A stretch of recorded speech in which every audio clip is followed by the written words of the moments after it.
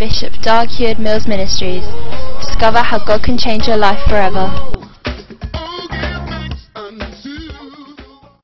Amen. Number 3.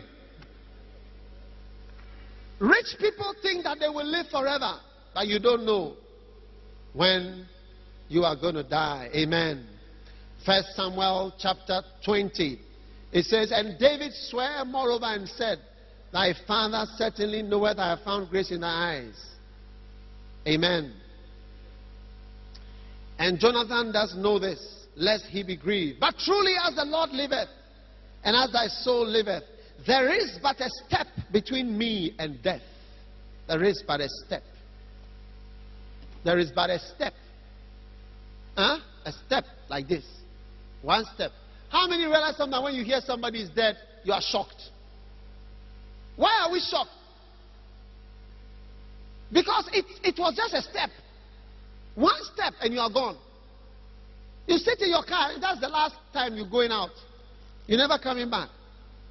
And you are shocked that there's just one step that separates life and death.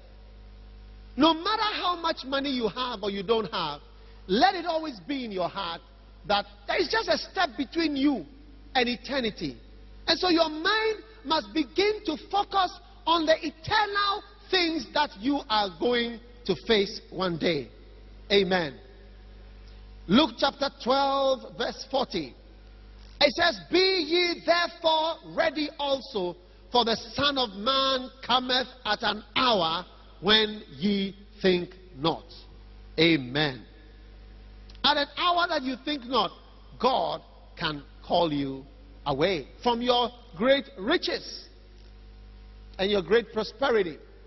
Number 4, don't make plans without God this year. Don't make plans without God. Plans for riches, plans for expansion, plans for politics, plans for this. Great plans and projections. For what are you going to do all these things? What about God? You see, this rich guy, he said, I'm going to build bigger barns.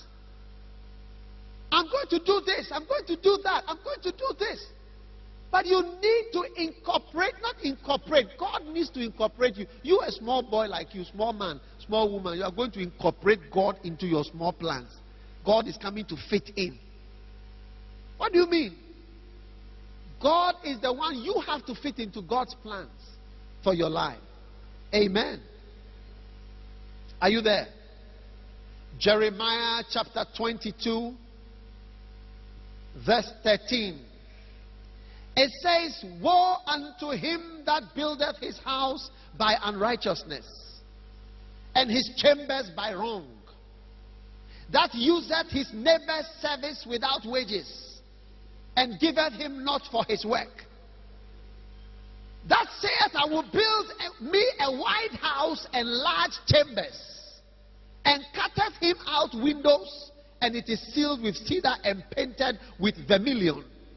Shalt thou reign because thou closest thyself in cedar?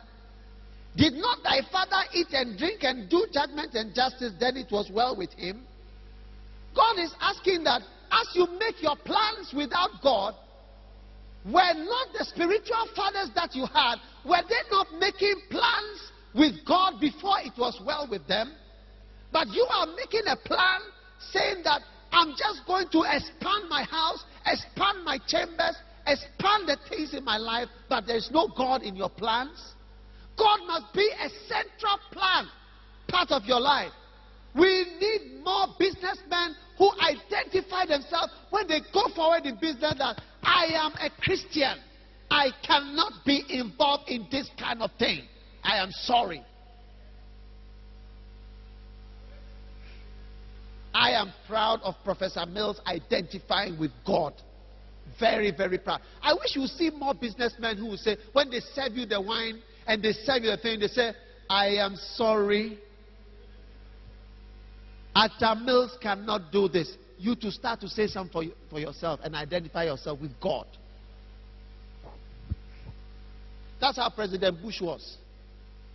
And that is how Muslims are. Muslims are very sure of their religion and they will make you know straight away. They will kneel down in front of you and pray like this right now. They will just kneel down right now and pray like that.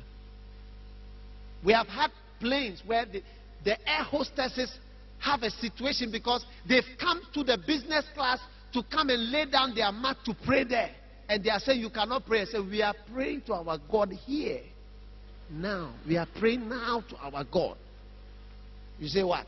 This is where we can sleep and pray. When you drive on Malaysian Airways, fly on Malaysian Airways, you will see an arrow in the plane.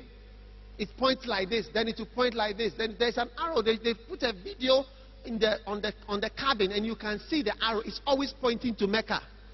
They tell you the time to pray and where Mecca is, so that you can always, if Mecca is here, then the plane goes, Mecca is now here, then you can pray this way. They don't hide their God. They don't hide their religion. And Christians must learn from Muslims about their openness and their boldness, about what they believe in. When you go to Papaya or you go to buy some food to eat, you just hold, bless her, amen. But a Muslim will pray and he's open about it. So that's something that we have to learn from them. How many are going to learn that? Yeah. Amen. Woe to him that makes plans without God and does not acknowledge God as a great part of all that he or she is doing. Woe to you. Amen. Number 5. Be accountable towards God with all that God gives you as riches and blessings come to you. Be accountable to God. So that everyone shall give account of himself to God. Romans 14 verse 12.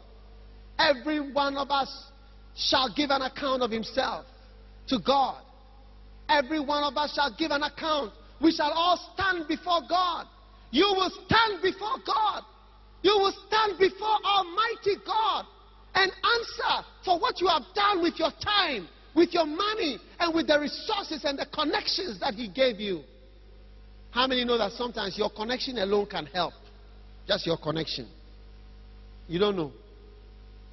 Maybe your mother is a relative. Maybe your father is a relative. Maybe your cousin is a relative. And maybe you just have to say one word. We want to see Christians who stand up and say, I am. I believe in God. I believe in God. You see people, you can't tell what religion they belong to. It's like, I'm a good guy who is a nice guy everywhere. Mr. Nice Guy. Mr. Nice Guy, it is God whom you must please. You see Grace who sings for me? None of you here employ her. I employ her. So the song that she sings is not a song that should please you. It's a song that should please me. Because even if you clap for her, and I sit here and I squeeze my face, it does not employ her. So you must think of the person who can bless you. When you ask yourself, which man can give you long life? Have you asked yourself, which man can extend your life? Which man? Which man can heal you? Which man can give you what you need? Which human being can do? Which pastor can do that? A pastor can only pray for you. He has nothing to give you except to pray for you and ask for God's blessing on you. It is God. And so you must think of God in all that you are doing. Think of God and know that God will ask you, what did you use what I gave you for? What did you use it for? What did you use it for? What did you use it for? What did you use it for?